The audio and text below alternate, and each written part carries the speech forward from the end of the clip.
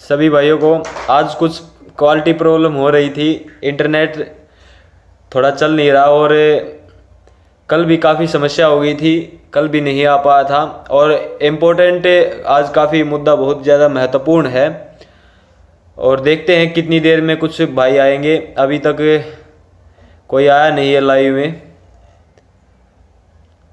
दोस्तों, मूल रूप से आज का जो विषय है वो सीधा सीधा विषय है। हिंदू कुछ ये समझते हैं कि कुछ नहीं होगा, हम सभी इसी प्रकार से रहते आए हैं, रहते आगे भी इसी प्रकार से रहेंगे, भविष्य में भी और भूतकाल में भी लोग इसी प्रकार से रहे होंगे। हिंदुओं की मानसिकता है सीधी सीधी, लेकिन अत्यंत दुर्भाग्य है हिंदुओं की मानसिकता बहुत ज्यादा विकृत हो गई है, जो ये सोचते हैं कि हम अपने बालक बच्चों के साथ ठीक ठीक हंसी खुशी और रहते आए हैं और आगे भी इसी प्रकार से रहेंगे। बहुत बड़े भ्रम में है, उन्होंने इतिहास पढ़ा नहीं, जाना नहीं। एक सीधी सी आपको बात बताता हूं, कोई विवाह आदि का फंक्शन होता है, आपके घर में कार्यक्रम होता है, प्रोग्राम होता है, तो उस विवाह के प्रोग्राम की भी आप इतिहास उसका सुरक्षित रखते हैं।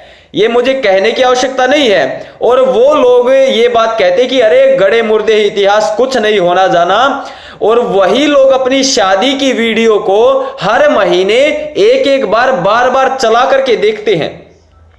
और फिर जब वो ये बात कहते हैं कि कुछ नहीं होने जाने वाला, इतिहास गड़े मुर्दे हैं, इनको उखाड़ने से कुछ नहीं होगा, फिर जब वो ये बात कहते हैं, अत्यंत दुर्भाग्य है, ये गलत बात कहते हैं, गलत बयानबाजी करते हैं, अपने आप को धोखा दे रहे हैं, इस राष्ट्र को धोखा दे रहे हैं। सबसे बड़ी बात, जिस परिवार के लिए वो सब कुछ कर रहे हैं उस परिवार को भी धोखा दे रहे हैं। समस्या यहां पर आकर है।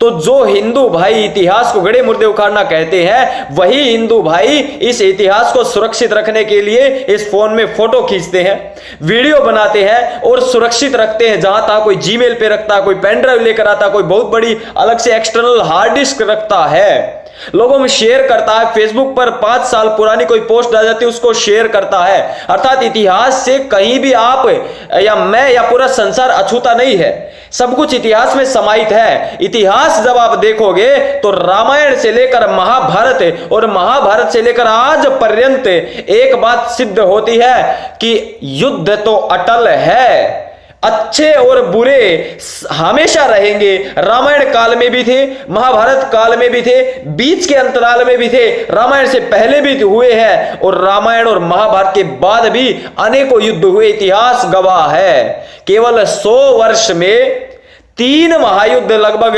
वैसे तो 2 ही कहते हैं, लेकिन हमारा मानना तीसरा महायुद्ध जिसको शीत युद्ध कहते हैं वो बहुत लंबा चला है और आज तो बिना हथियारों के युद्ध चल रहे हैं।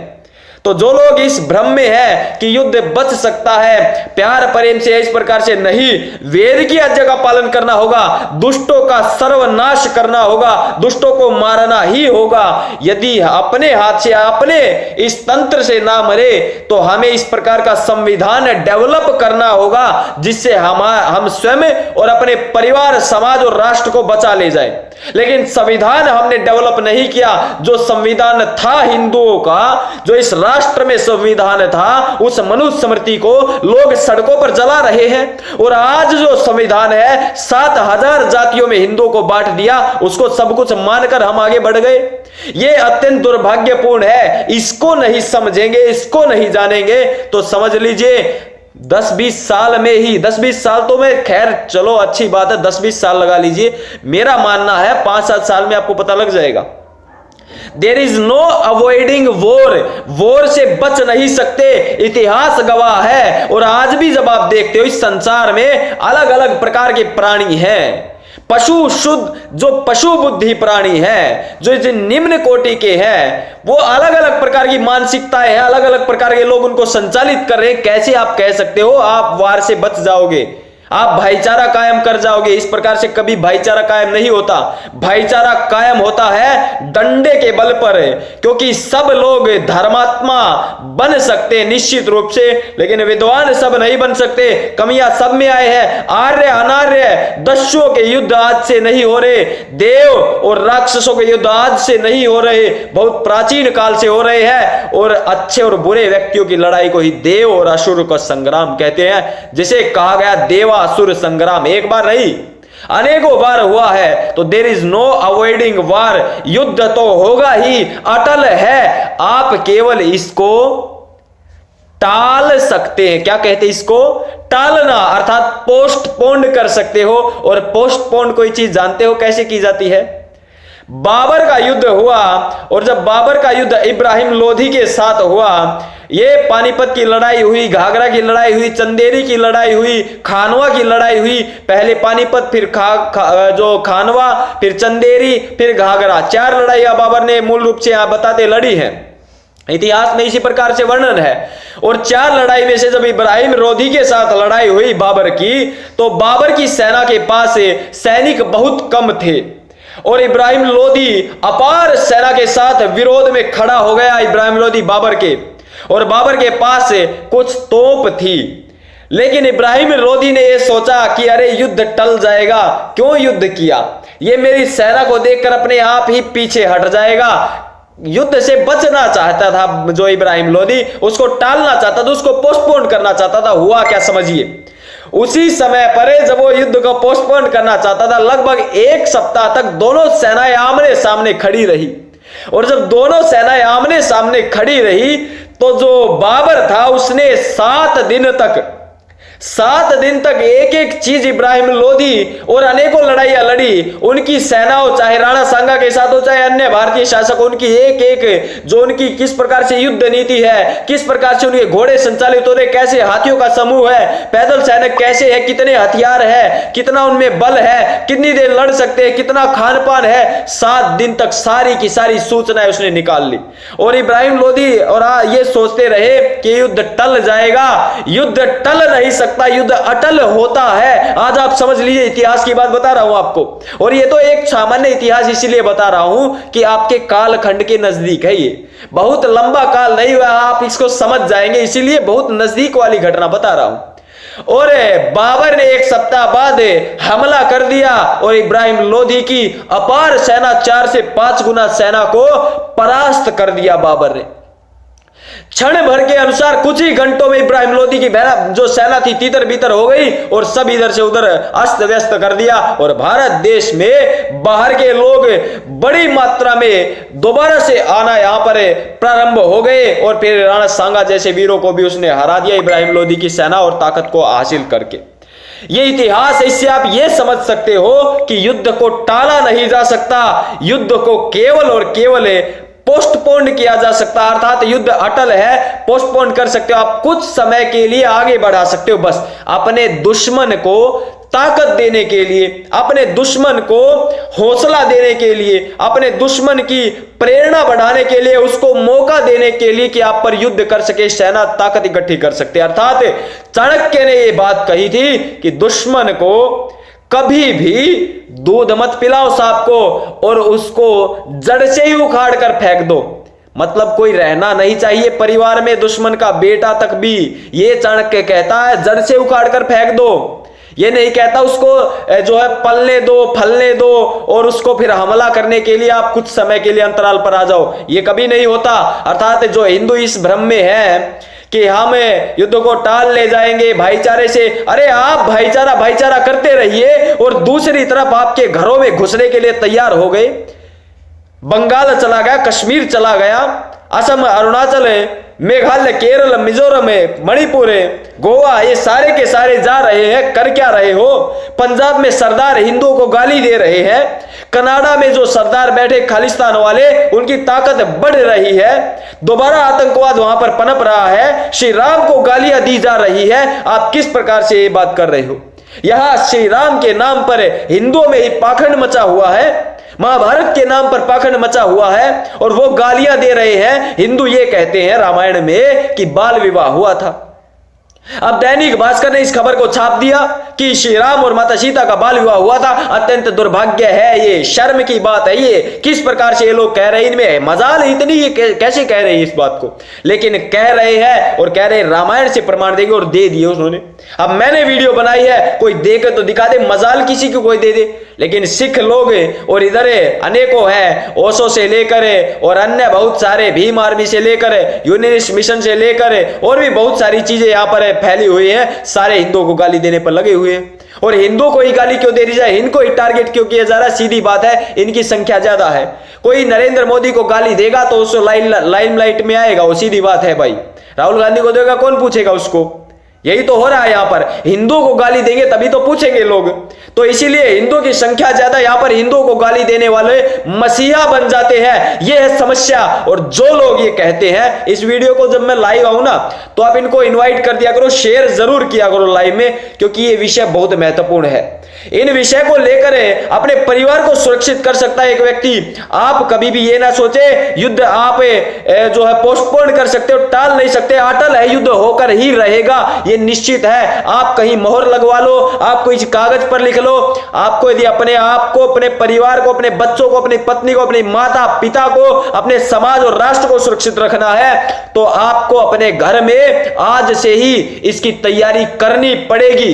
इब्राहिम लोधी की तरह नहीं, और अन्य राणा सांगा आदि और इतिहास में जितने हिंदू राजा हुए, शासक हुए, उनकी तरह नहीं। आपको तैयार होना होगा और इसकी शुरुआत कर देनी होगी अपने अपने स्तर पर। ठीक है, अस्त्र शस्त्र की लड़ाई अभी नहीं है, अस्त्र शस्त्र की लड़ाई आएगी, उसके लिए भी तैयार रहो आज। लेकिन लड़ाई किसकी है समझ लीजिए, प्रॉक्सी वार चल रहा है, दिमाग का वार चल रहा है, खेल चल रहा है। आपको उस लड़ाई को लड़ना ही होगा। और ये बात समझ लीजिए, जो लड़ाई लड़ेगा उसकी तरफ कोई आंख उठाकर नहीं देखेगा, उसके परिवार की तरफ कोई आंख उठाकर नहीं देखेगा, उसके समाज और राष्ट्र की तरफ कोई आंख उठाकर नहीं देखेगा। और जो लोग ये सोचते हैं मैं सुरक्षित हूं, मेरे पास पैसा धन है, वो एक उदाहरण समझ लीजिए। बांग्लादेश में चीफ जस्टिस जैसे ही कोर्ट की छुट्टी खुली और छुट्टी जब वहां से खत्म हुई, चीफ जस्टिस देश से बाहर था। शेख हसीना के कार्यकाल में, शेख हसीना कुछ हिंदुओं के समर्थन में रहती है, जो वहाबी विचारधारा, आतंकवादी विचारधारा, उनके विरोध में रहती है, लेकिन मुसलमान ताकतों ने इतना उस पर हैवी हो गए कि इसको देश छोड़ना पड़ा। और जब लाहौर आदि से, वहां से करोड़ों अरबों की जिनके पास संपत्ति थी, अपने बालक बच्चों को अपने हाथ से जान से मार दिया था। जो लोग ये सोचते हैं हमारे पास धन संपदा पैसा है, हमारा कुछ नहीं होना जाने वाला, इतिहास की ज्यादा पुरानी घटना नहीं है। देश का विभाजन हुआ आज से लगभग 70 साल पहले की बात है। जिनके पास करोड़ों लाखों रुपया था, अरबों खरबों रुपए थे, उन लोगों ने अपने बालक बच्चों को अपने हाथ से मारा था। जो लोग ये सोचते युद्ध नहीं होगा, वो लोग मूर्ख हैं, मेरी नजर में सचमुच मूर्ख है। वो इतने मूर्ख है, इतना नहीं समझ पा रहे, केवल 70 साल पहले की बात नहीं समझ पा रहे तो पशु बुद्धि है। केवल 70 साल पहले की जिनको बात नहीं पता, अरबों खरबों रुपए पाकिस्तान से, लाहौर, कराची और इधर जितने भी स्टेट थे छोड़कर भागे थे, वहां से बालक बच्चों तक को साथ नहीं ले पाए थे। ट्रेनों में इधर उधर अस्मिताएं लूट ली गई थी, माताओं बहनों की अस्मिता लूट ली गई थी। देयर इज नो अवॉइडिंग, बाद इस शब्द को आप ग्रहण कर लीजिए। आप युद्ध से बच नहीं सकते। रामायण से लेकर महाभारत तक का ऐसा इतिहास उठा लीजिए, और बहुत दूर की बात नहीं है, ये केवल 100 साल का इतिहास उठा लीजिए। दुनिया में कितने युद्ध हुए हैं, आज भी युद्ध चल रहे हैं। प्रॉक्सी वार अब चल रहा है, इसमें शामिल हो जाइए, अन्यथा वो मार पड़ेगी कि आपकी आने वाली 7 पुश्ते तक याद रखेगी, वो मार पड़ेगी। और प्रॉक्सी वार जिस दिन खत्म हो गया, उस दिन आमने सामने का युद्ध है, उसके लिए भी तैयार हो जाओ। इस देश के हर हिंदू को सैनिक बनना पड़ेगा, हर हिंदू को सैनिक बनना पड़ेगा। कल वीडियो नहीं आई किसी प्रकार से कुछ कारण रहे हैं, बहुत ज्यादा समस्याएं अब रहनी प्रारंभ हो गई है, समय का अभाव रहता है, कभी कभी ऐसा हो सकता है, सामान्यतः नहीं होगा। आज भी थोड़ा लेट हो गया मैं, तो 3-4 दिन की थोड़ी समस्याएं हैं, लेकिन फिर भी प्रयास करूंगा, आपसे जरूर जुड़ूं मैं प्रतिदिन। और ज्यादा देर आज नहीं जुड़ पाऊंगा, कुछ कारण है, लेकिन मैं केवल मूल सिद्धांत समझाने आया था। आज मैं कमेंट वगैरह नहीं देख पा रहा हूं, मैं माफी चाहता हूं आप सबसे इस बात के लिए। लेकिन सबसे बड़ी बात है कि मेरा प्रत्येक हिंदू भाई इस बात को समझ ले कि अब इस युद्ध में शामिल हो जाए। अब यदि लेट हो जाओगे, अब यदि मौका चूक जाओगे, तो हिंदू नाम की अथवा सनातन धर्म अथवा जिस राम के लिए आप जीते हो, जिस कृष्ण के लिए आप जीते हो, जिनके सत्संग करवाते हो, रात्रि जागरण करते हो, वो आपका धोखा है, छलावा है। आप समाज में केवल इसलिए आते हो कि हम धार्मिक है, देश दुनिया को दिखाना चाहते हो, अरे मैं हिंदू, मैं राम का भक्त हूं, केवल इसलिए। मैं गर्व से कह सकता हूं कि मैं उनका वंशज हूं, क्योंकि मैं इस युद्ध में शामिल हूं, मैं इस प्रॉक्सी वार में भी शामिल हूं, आमने सामने के वार में भी शामिल हूं, सांगठनिक रूप से भी शामिल हूं। मैं वेद की हर बात मानता हूं, जो भी हमारे हिंदू सनातन वैदिक धर्म को आगे बढ़ाने की बात करता है, आर्य विचार को आगे बढ़ाने की बात करता है, मैं उसके समर्थन में उत्साहित हूं। अर्थात मुझे गर्व है, मैं कह सकता हूं, मैं रात्रि जागरण नहीं करवाता, मैं रात को सोता हूं, मैं सारे दिन सनातन धर्म का प्रचार करता हूं, मैं करता हूं। लेकिन जो करवाते हैं उनको कभी कोई यहां कुछ करना ही नहीं। देखिए कैसे कैसे कमेंट आ रहे, रावण इज ग्रेट। खैर, जिनको कुछ करना ही नहीं उन लोगों के लिए नहीं है। वो अपने आप को ये कहते हैं कि भाई मैं तो हिंदू हूं, मैं राम का भक्त हूं, मैंने रात्रि जागरण किया, अपने आप को धार्मिक घोषित करते हैं। बस ये स्वार्थ है, जनता में दिखावा छलावा सारा का सारा। कोई आगे नहीं आ रहा, कोई नहीं करना चाहता, कोई ढोंग पाखंड को छोड़ना नहीं चाहता, कोई गुरुडम से बाहर निकलना नहीं चाहता। सब इसी प्रकार से, जिसका गुरु पकड़ा जाए चुपचाप निकल लेता है, जिसका नहीं पकड़ा जाए चुपचाप कह देता है ये गुरु मेरा नहीं है। भाई हमारा गुरु ऐसा नहीं है, हमारा गुरु उच्च है, हमारा गुरु परमात्मा का भक्त है। अरे परमात्मा का भक्त हो तो शास्त्रार्थ करे इन मुल्ले मौलवियों से।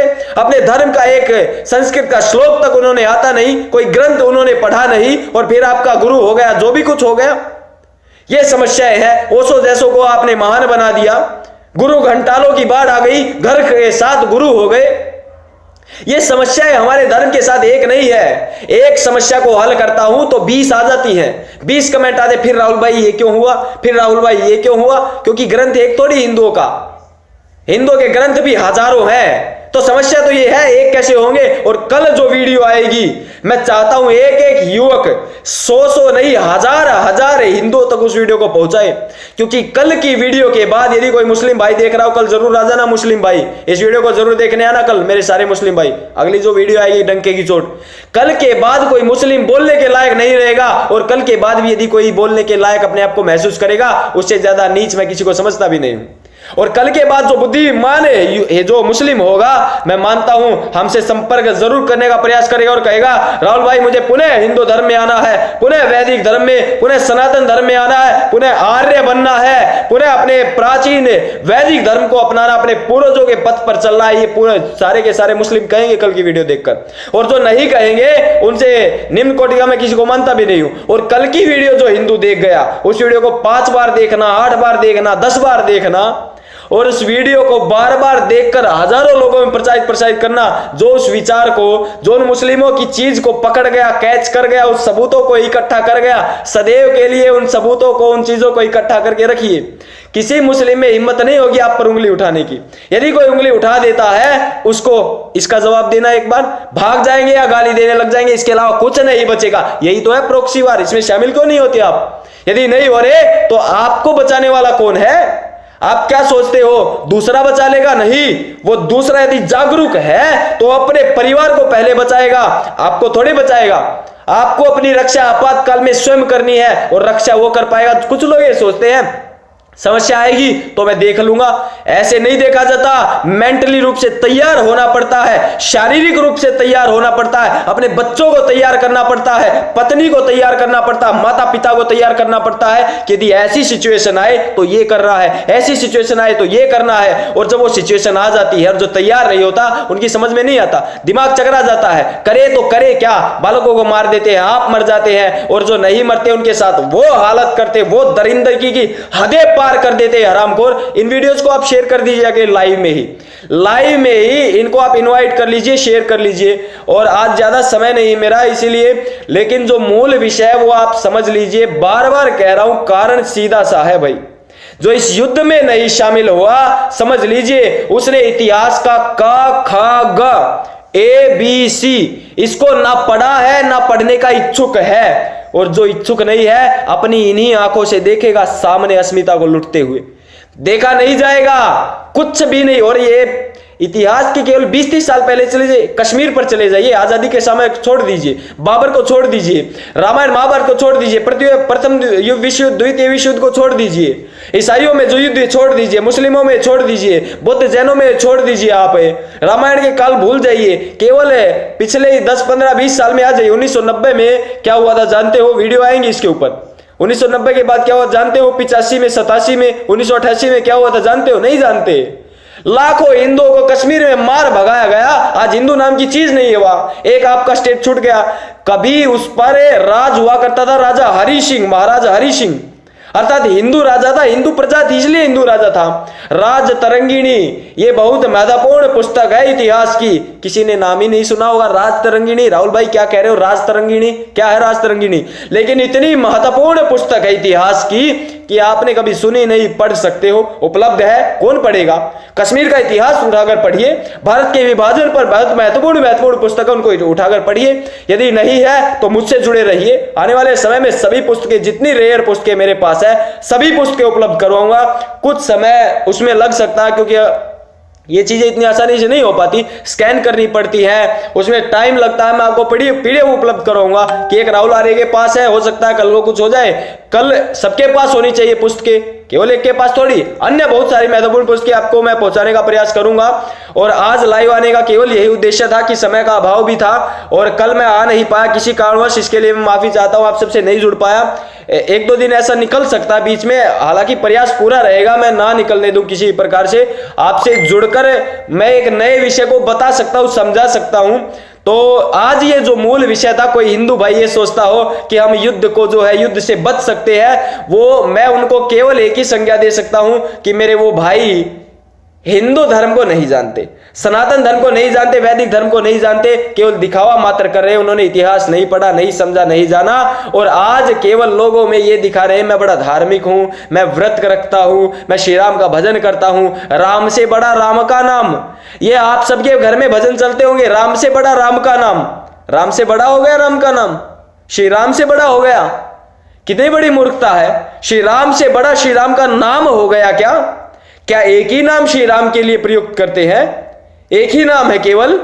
नहीं, ये तो हमारी मूर्खता। श्री राम से बड़ा, अरे जब श्री राम से बड़ा उनका नाम ही कर दिया तो क्यों किसी पर उंगली उठाते हो कि रावण इज ग्रेट? कोई क्या कहता, पता नहीं क्या क्या विचारधाराएं चल रही है, कहेंगे ही। हमने अपनी बुद्धि में हमने ऐसे ऐसे टैगलाइन, ऐसी ऐसी पंचलाइन बना ली, उस पर 1 मिनट बैठकर सोचा ही नहीं हमने इस पंचलाइन का क्या अर्थ निकल सकता है, इसका क्या नुकसान हो सकता है, इससे समाज में बड़े लेवल पर कुछ नुकसान हो सकता है, आने वाली पीढ़ियों का कुछ नुकसान तो नहीं होगा इससे। हमने कभी बैठकर ही नहीं सोचा, तो हम मनुष्य हुए क्या? हम तो पशु हो गए जिसने बैठकर 1 मिनट यही नहीं सोचा कि राम से बड़ा नाम का नाम। और आगे आगे जानिए, रिप करते, कोई मर जाता रिप, RIP रिप, किसी को पता ही नहीं रिप का अर्थ क्या है। क्यों रिप बोलते हो भाई? रिप बोलोगे, यही रह गया धर्म। तो समस्या यहां है, अर्थात युद्ध से नहीं बच सकते, इस प्रॉक्सी वार में आप शामिल हो जाइए। और आमने सामने का युद्ध ज्यादा समय नहीं है। कुछ लोग कहते हैं, मुसलमानों में तो ये नारे लगाए जाते हैं, हम 5 हमारे 25 और सन 2020 इंशाल्लाह राज किया राज करेंगे। कुछ कहते हैं सन 2025 इंशाल्लाह राज किया राज करेंगे। नहीं तो अकबरुद्दीन ओवैसी को, असदुद्दीन ओवैसी को, इनको सुन लीजिए, भारत के मुस्लिमों को सुन लीजिए, इमाम बुखारी को सुन लीजिए, बरकती को, ये सारे के सारे इसी प्रकार से है। सारी समस्या ऐसे ही रहेंगी। कोई ये सोचता हो हम भाईचारा कायम कर लेंगे, नहीं होगा, ये आपकी भूल है। नोएडा में क्या हुआ था जानते हो ना? फ्लैट के अंदर ही काबू कर लिए थे। क्यों? तैयार नहीं थे वो। और मैं ये कह रहा हूं तैयार हो जाइए, मानसिकता को तैयार तो रखिए, कम से कम मन में तो ये विचार रखिए कि ऐसा हो सकता है। अरे आपके साथ आप बैंक बैलेंस भी रखते हो, क्यों रखते हो जानते हो ना? आपातकाल में यदि प्राप्त कोई समस्या आ गई, शरीर में कोई समस्या आ गई, एक्सीडेंट हो गया, कोई बीमार हो गया, तो आपातकाल में बैंक बैलेंस रखते हो। दिमाग में पहले से ही ये चीजें सेटलमेंट होती है। तो यदि आपातकाल के लिए वो तैयार होते, फ्लैटों में रहने वाले सभी आपस में संपर्क में होते, तो उनका संगठन उन गिने चुने मुसलमानों से ज्यादा नहीं हो जाता क्यों? जिन्होंने 2 दिन तक उनको कैद करके रख दिया, तलवारें लेकर के गेट पर मार रहे थे ऐसे। और पुलिस प्रशासन को यह सोचता हो भारत सरकार बचाएगी, पुलिस प्रशासन बचाएगी, उनकी भूल है, वहम है। ना कोई सरकार बचा सकती, ना कोई आर्मी बचा सकती, ना कोई पुलिस बचा सकती है। आपको स्वयं अपनी रक्षा करनी है। संविधान पढ़ लीजिए, नहीं तो जाकर व्यक्ति अपनी रक्षा करने के लिए सक्षम है, अपनी रक्षा स्वयं को करनी है। क्योंकि आपातकाल में दंगे फसाद हो जाएंगे तो कोई पुलिस नहीं आने वाली, ये समझ लीजिए आप। नहीं तो दंगों का इतिहास उठा लीजिए, फिर वहां चले जाइए इतिहास में, ये सारी बातें वही निकल के आएंगी अंत में। जो मैं कह रहा हूं, आपको तैयार होना ही होगा, अपने बच्चों को तैयार करना होगा, अपनी मेंटलिटी को तैयार करना होगा। इसके लिए आपको रेडी रहना होगा बस, कि मुझे तैयार रहना है। यदि कल को ये समस्या आ गई, कल को 2 आदमी आकर गेट पर बंदूक लेकर आ गए मुस्लिम में, और मेरे घर में जवान बहन है या जवान बेटी है, तो उसको कैसे रक्षा करनी है, मेरे को कैसे सुरक्षित रखना है? कोई पुलिस नहीं आएगी भाई। कभी आप ये सोचो पुलिस आ जाएगी, नहीं आएगी। दंगों में तो इंटरनेट के कनेक्शन हटा दिए जाते हैं, कर लेना। कैसे पुलिस से संपर्क करोगे? फोन हटा दिए जाते, कर लेना। और पुलिस यदि आ गई तो 5000 व्यक्ति क्या करेगी पुलिस? कर लेगी। और सारे देश में क्या पुलिस अकेली चली जाएगी? क्या सारे देश में आर्मी आ जाएगी? 22 लाख आदमी 1 करोड़ और 30 लाख 25 जो है 1 अरब 25 करोड़ लोगों को संभाल लेंगे? नहीं संभालेंगे। आपकी भूल है। हमें अपनी रक्षा स्वयं करनी है। जिस प्रकार से बैंक बैलेंस बनाते हो उसी प्रकार से अपनी इस मेंटेलिटी को बना लो, इसको बढ़ा लो। कोई लोग सोचते हैं राहुल आर्य पागल है, थैंक्स भारत चैनल वाले पागल है, एक विचारधारा को लेकर नहीं बढ़ते। नहीं, हम ये रूढ़िवादी विचारों के हैं। हम राजनीति पर अपनी मनोदशा स्पष्ट करते हैं, हम धर्म पर करते हैं, हम इतिहास पर करते हैं, हम अपनी सभी प्रकार के मत मतांतों पर, हम सामाजिक मुद्दों को लेकर आते हैं, हम आर्थिक पहलुओं को उठाते हैं, क्योंकि हिंदुओं से संबंधित जो भी विषय होगा उसको उठाएंगे। रूढ़िवादी नहीं है, एक एक चीज को अच्छे से गहराई से सोचते तब आगे बढ़ते हैं। और यदि रूढ़िवादी कोई किसी को लगता है तो इस वीडियो को एक बार रिवाइव करके देख लेना। मैं गारंटी देता हूं इस वीडियो को सदैव के लिए सुरक्षित कर लोगे। सदैव के लिए कह रहा हूं, इतनी महत्वपूर्ण बात मैंने बताई आपको। देयर इज नो अवॉइडिंग बार। ये छोटा सा आपको लग रहा होगा छोटी सी बात है कि युद्ध से जो है बचा नहीं जा सकता, अटल है, युद्ध तो होना ही है। 20-25 साल में एक बार युद्ध हो जाता है और उस युद्ध के क्या परिणाम होते हैं। अभी आप घर में बैठे होंगे, एसी चल रही होगी, आप उसके लिए रेडी नहीं है, मानसिकता के लिए रेडी नहीं है, इसलिए वहां सोच रहे होंगे राहुल आर्य क्या कह रहा, छोड़ो ना, हमारा क्या लेना देना, क्योंकि आपकी मेंटलिटी तैयार नहीं, उसके लिए मानसिकता तैयार नहीं है। लेकिन यदि तैयार हो तो आप उस एसी पर ध्यान नहीं दोगे, आप आधे घंटे के लिए बैठोगे, मुझे मेरे परिवार के लिए क्या रक्षा करनी है, क्या मेरे कल को दुश्मन आ गए, क्या मैं बचा सकता हूं, अपने परिवार को बचा सकता हूं, स्वयं को बचा सकता हूं, सोचोगे आप। लेकिन ये आपने सोचा नहीं तो समस्या क्या? वही होगा जो आजादी के टाइम पे हुआ था, वही होगा जो कश्मीर में हुआ, बंगाल में हो रहा है, वही होगा जो मणिपुर, मेघालय और असम मिजोरम में हो रहा है, जो गोवा में हो रहा है, वही होगा जो पंजाब में हो रहा है। कैसे बचोगे? वही होगा जो नोएडा गाजियाबाद में हुआ है, वही होगा। आप टाल नहीं सकते। यदि कोई सोचता टाल देंगे तो ये आपकी बहुत बड़ी भयंकर भूल है। और मैं कहता हूं पशु बुद्धि ये सोचेगा, सीधी बात है। बहुत महत्वपूर्ण विषय था और कल की वीडियो के लिए मैं आपको आमंत्रित करता हूं, जितने मेरे भाई इस वीडियो को देख रहे हैं, कल की वीडियो में आप सभी मैं सादर आमंत्रित करता हूं, कल की वीडियो मत छोड़ना। बहुत महत्वपूर्ण तथ्यात्मक जानकारी से मिलेंगी और हिंदू मुसलमानों के सर पे चढ़कर बैठ जाएगा कल की वीडियो के बाद।